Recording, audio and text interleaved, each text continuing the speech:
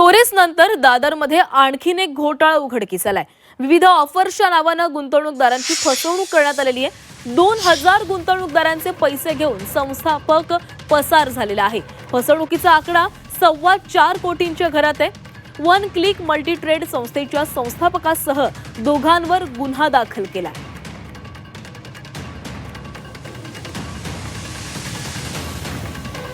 तर टोरेस नंतर दादरमध्ये आणखीन एक घोटाळा समोर आलेला आहे। विविध ऑफर्सच्या नावानं गुंतवणूकदारांची फसवणूक करण्यात आली आहे। 2000 गुंतवणूकदारांचे पैसे घेऊन संस्थापक पसार झालेला आहे। फसवणुकीचा आकडा हा जवळपास 4.25 कोटींच्या घरात आहे। वन क्लिक मल्टी ट्रेड संस्थेच्या संस्थापकासह दोघांवर गुन्हा दाखल करण्यात आला आहे। टोरेस नंतर दादरमध्ये आणखीन एक घोटाळा उघडकीस आलेला आहे। विविध ऑफर्सच्या नावानं गुंतवणूकदारांची फसवणूक करण्यात आलेली आहे। जवळपास 2000 गुंतवणूकदारांचे पैसे घेऊन संस्थापक पसार झाला आहे।